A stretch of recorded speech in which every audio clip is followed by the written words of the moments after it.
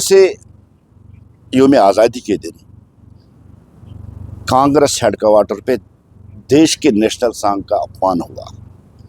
सोनिया गांधी जी, राहुल जी और खड़गे जी ने जिस तरह से वंदे मातरम का अपमान किया कल पूरे भारत में, और पूरे भारत के साथ साथ जम्मू कश्मीर और कश्मीर में भी हर जगह प्रोटेस्ट था। और कांग्रेस दफ्तर के बाहर हमने इसलिए प्रोटेस्ट किया कि हम कांग्रेस को जगाना चाहते हैं, कांग्रेस को बताना चाहते हैं कि वंदे मातरम हमारा नेशनल प्राइड है और इसकी बेहुरमती या इसका डिसरेस्पेक्ट हिंदुस्तान नहीं सहेगा। और दूसरी डिमांड ये थी कि जिन्होंने ये किया है, चाहे वो सोनिया गांधी जी हो, चाहे राहुल गांधी जी हो, चाहे खड़गे जी हो, उनको देश से माफी मांगनी चाहिए क्योंकि ये वो गीत है जिस गीत को आज़ादी के मतवाले गागा के अपनी जान जिन्होंने निशावर कर दी, जिन्होंने शहादत दी है। और ये वो गीत है जब आज़ादी की जंग चल रही थी, एक नया जोश, जज्बा और जुनून उन मतवालों के रगों में भरता था जो आज़ादी की जंग लड़ रहे थे।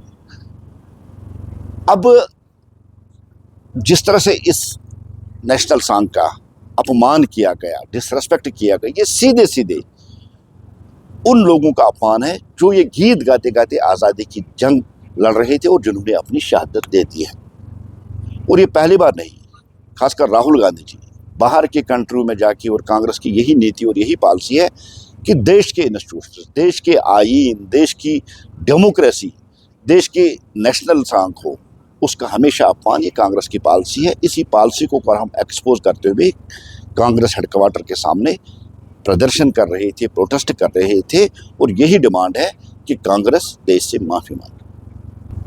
देखिए, भारतीय जनता पार्टी डरती नहीं और हमने कोई गलत काम नहीं किया। हमने देश के आईन, देश की झंडे, देश के कानून, देश की डेमोक्रेसी की बात की। हमने वंदे मातरम, जिसको अब कानूनी तहफ़्फ़ुज़ भी मिल चुका, उसकी डिसरेस्पेक्ट के लिए प्रोटेस्ट किया। बाकी एफआईआर कांग्रेस को जितने लगाने हैं वो लगा दे। भारतीय जनता पार्टी का कार्यकर्ता डरने वाला नहीं है किसी एफआईआर से, किसी दोष दबाव में आने वाले नहीं।